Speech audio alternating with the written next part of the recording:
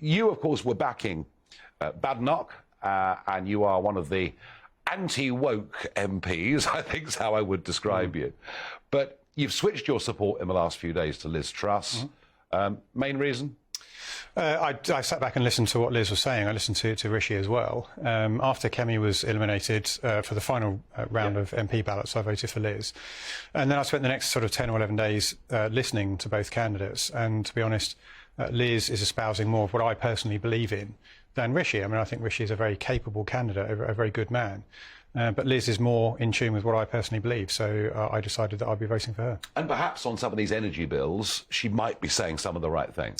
Well, yeah, she's, her initial offer is that she's going to suspend green levies for 12 months.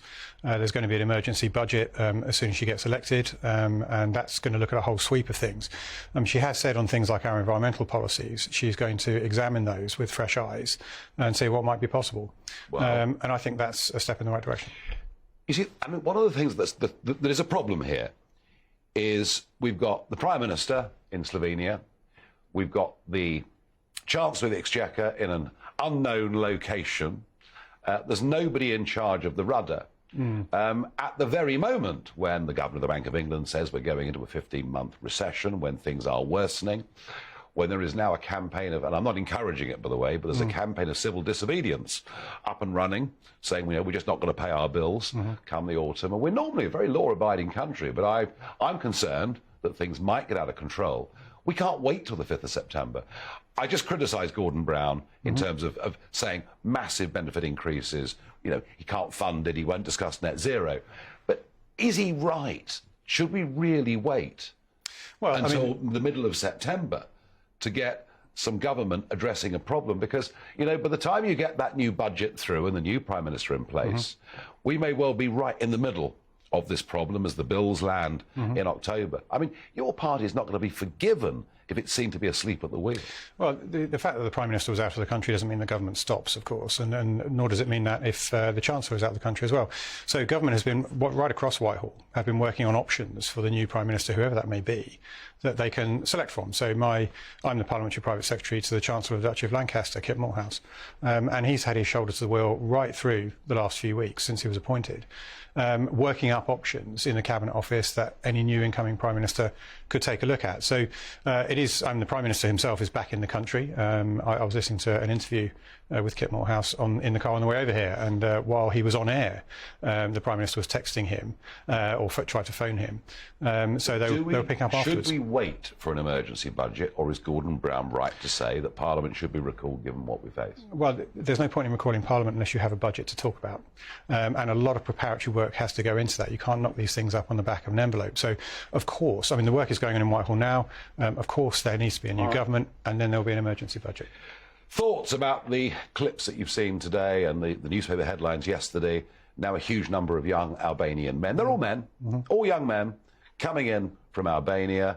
There's no ECHR problem here because we absolutely know they don't qualify for refugee status in anywhere at all. We've got 1,500 in our prisons at the moment. Do you think Liz Truss will deal with this?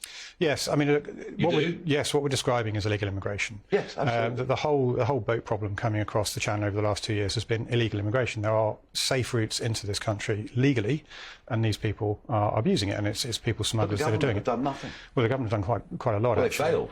Not yet, they haven't. Hang on a second. 28,500 people across the English Channel last year, Gareth, in small boats, despite Priti Patel promising us over and over and over that she had the solution. People are pretty angry about this. What I'm saying to you is, Boris was always soft on this. He was always soft on immigration. And when it came to Brexit, and you were a Brexiteer too, as I was, you know, many of us wanted ECHR dealt with at the same time. It wasn't. I'm asking you, you know, Liz Truss is favourite to win. You've backed her. I don't see any evidence she's going to grip this. Well, what Liz Truss has said that she would do... So firstly, we'll talk about what Priti Patel has done, and then we'll talk about what Liz Truss will do to build on that. So Priti Patel's got the Nationality and Borders Bill through Parliament. Now, that is no small thing.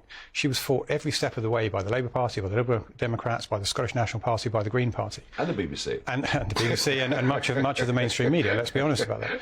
And we had to vote again and again and again in the House of Commons. I recall one day we had 14 separate votes to reject amendments that come from the House of Lords, the unelected House of Lords, which are trying to overturn much of the central thrust. We got that bill through Parliament, and then it was challenged in the courts, and our courts upheld the government's right. What the government have done is perfectly legal. And then we had a last minute, literally an 11th hour intervention from the European Court of Human Rights. Now, we can query that. We can argue constitutionally whether or not they should have been able to do that. But what Liz has said that she would do if she gets elected is there's a Bill of Rights about to go through Parliament, a British Bill of Rights, I know which will strengthen that. Hang on, Nigel, it doesn't take away the supremacy of the European Court. And if that proves to be the case, if we can't legislate for that, if we can't do something that will be acceptable to the European Court of Rights, then we would put it in the manifesto at the next general election. The British people have their say. Do you want to leave the European Court of Human Rights? And if the British people want to do that, that is exactly what will happen. What, another referendum? No, we'll just leave. Because the government would have the power to do that.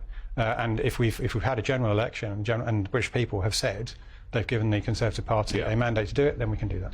No, I get that. I just worry, for the sake of your party, that people would have run out of road by then and lost faith, and that's the problem, I think. The thing I would say to that, Nigel, is that my party is trying to solve the solution. What are the other parties doing?